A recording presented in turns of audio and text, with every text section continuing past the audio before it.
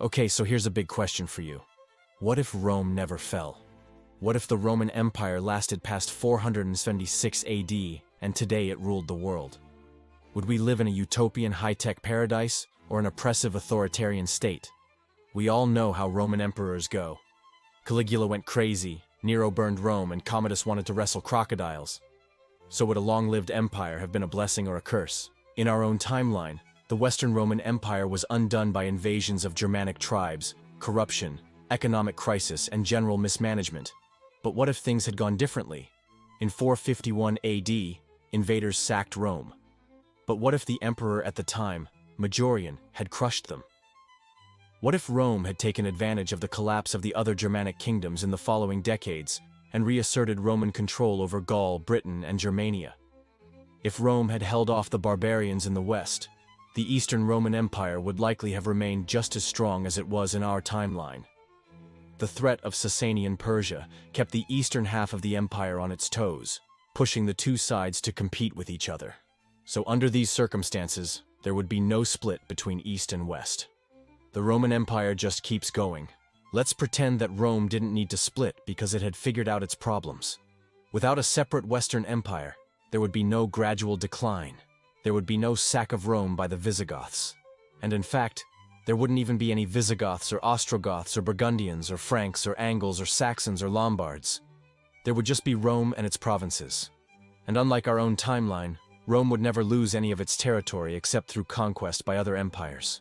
This unified Roman Empire would last through the Middle Ages and expand to include modern Spain, Portugal, France, Belgium, the Netherlands, Luxembourg, Germany, Switzerland, Austria, northern Italy, southern Scandinavia, and most of the British Isles, plus North Africa, Turkey, the Levant, and all of the Greek islands.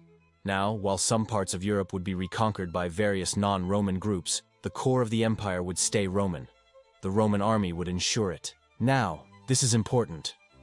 The Roman army in this universe would evolve into the world's first standing professional military force. While the armies of other Eurasian civilizations were raised from conscripts during wartime, the Roman army would be a permanent force consisting of career soldiers who specialized in different roles and came from all over the empire. You've heard of the 101st Airborne. Well, in this world you've got the 1st Hispaniensis, 3rd Gallica, 12th Britannica. Each legion would be made up of units from different provinces of the empire. Even the elite Praetorian Guard would be drawn from non-Italian regions to keep the unit apolitical. Soldiers would earn pay, experience, and glory fighting in campaigns across the empire, quelling rebellions and pacifying newly conquered territories. Because when Rome conquers new lands, it does exactly what it did in real life, absorbs them into the empire, collects taxes, and defends them from outside threats. Unlike its real-life counterpart, this Roman army would maintain discipline and effectiveness for much longer. It would adapt to changing technologies, learn from its enemies, and stay loyal to the imperial government. By the 15th century, gunpowder would arrive in Europe and Rome would adopt artillery and firearms quickly. By the 18th century, the Roman army would field elite units armed with the best guns and cannons in the world. This technological edge would allow the Roman army to expand the empire further, conquering North Africa, and even staging successful invasions of Arabia and Mesopotamia. But the main threat to Roman power would come from Asia. When Genghis Khan united the Mongols and started his conquest of Eurasia, he posed the greatest threat to Rome that it had ever seen. In our timeline, by 1258, Hulagu Khan had sacked Baghdad and the Abbasid Caliphate. He would have continued westward if the rest of the Mongol Empire hadn't collapsed. But in our Roman timeline, the Roman army would meet him on the plains of Hungary and defeat him, securing Europe's borders. The Renaissance would occur in Rome just as it did in our timeline, with artists, scientists, and thinkers across the empire drawing inspiration from classical antiquity. But this time, rather than being centered in Florence, it would happen everywhere at once. As the 15th and 16th centuries progressed, people across the empire would rediscover Roman law, engineering, and literature. This cultural rebirth would fuel exploration and expansion, as Romans would explore and conquer more of the Mediterranean, North Africa, and the Americas. By the 17th century, the Roman Empire would span the entire globe, ruling over more people than any previous civilization. As the population of the empire grew, the demands on its agricultural system increased. So just as it had done in our timeline, Rome would innovate new farming techniques to feed its subjects. In our world, that meant crop rotation and eventually industrial farming. In the Roman world, though, without the Industrial Revolution happening anywhere else, the effects would be felt much more keenly. Without competition, Roman farmers would focus on efficiency.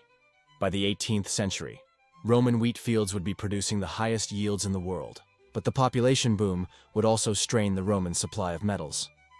Unlike our world, which diversified its suppliers after the collapse of the Roman Empire, the Roman Empire of this timeline would struggle to keep up with demand. By the 19th century, mines across the empire would be working overtime to produce iron and steel. But the pressure to produce would cause a rift between the resource-rich provinces and the population centers. Tensions would grow until a group of radical senators proposed annexing North America, which was just being explored by Spain and Portugal. They argued that Rome needed more land, more resources, and more people, but the proposal would fail, and a series of rebellions would erupt across the empire. These rebellions would be put down harshly, and the army would crack down violently on dissidents. But the revolt would shake the empire to its core.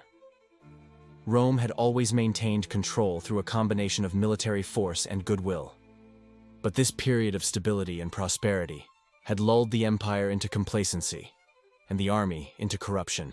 As the 19th century wore on, Rome would attempt to regain its dominance by reforming the army and tightening control over its provinces. But by then, nationalist feelings were running high and the genie was out of the bottle. Groups across the empire would press for independence. Rome would fight back hard, but by the end of the century, it would be exhausted and broken. At this point, the denarius has become a worthless token. The provinces are in open revolt, and the armies of Rome have been scattered. So that's a possibility. Rome doesn't expand, but stays intact, and enjoys a sort of renaissance in the Middle Ages, and then goes on to be a worldwide superpower. The thing is, the real reason Rome fell was because of corruption. Rome fell because there were too many people living in the city, and the tax revenue couldn't sustain the number of mouths to feed. And Rome fell because of inequality. There was a huge gap between the rich and the poor. People were getting poorer, while the rich became richer. So those are the reasons why Rome fell. And if we go back in time and change that, say Rome becomes a tech powerhouse and has the Industrial Revolution earlier than the real timeline would allow, then that means that the problem of inequality is solved. Everybody is rich. Everybody is enjoying the fruits of the Roman labor. It's easier to solve the issue of feeding everybody if you're not trying to feed 1 million people in Rome. And if you have an army that is made up of career professionals, then there's less of a chance of being overrun by barbarians. So in this timeline, Rome is still the dominant world power, and the Eagle of Rome still stands tall and proud. So let's take a look at what a Roman-dominated world would look like in 2023. So if Rome had conquered the Americas first, then Manhattan would probably be called something like Nova Roma, and there would be a massive statue of Augustus or Caesar, or someone else riding a horse up the Hudson River. The Statue of Liberty would be replaced with a marble copy of the Colossus of Rhodes. But the Romans weren't stupid enough to settle in a place like North America because they had plenty of room in their empire. So rather than expanding to cover more land, the Roman Empire would have expanded into space. If you've ever looked at the trajectory of the International Space Station, you'll notice that it passes directly over Rome every time it orbits the planet. In fact, the ISS is the closest thing that we have to a Roman province, because it's a place where people from all over the world work together in relative harmony.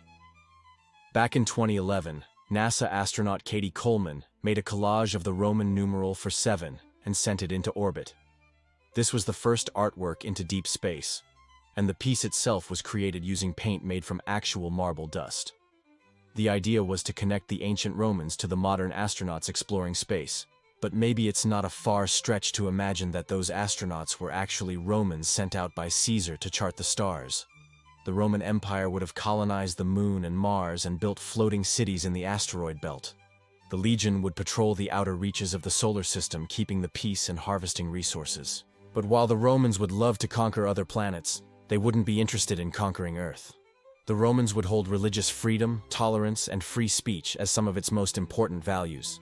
So we would live in a time where science and faith coexist, and the Colosseum would host televised debates between priests, politicians, and philosophers. But the Romans would certainly want to tell everyone what to do. Under the rule of a benevolent emperor, The Roman Senate would pass laws that would benefit the whole world. Things like the metric system, universal human rights, global health care, and environmental protections. All of those policies sound great on paper.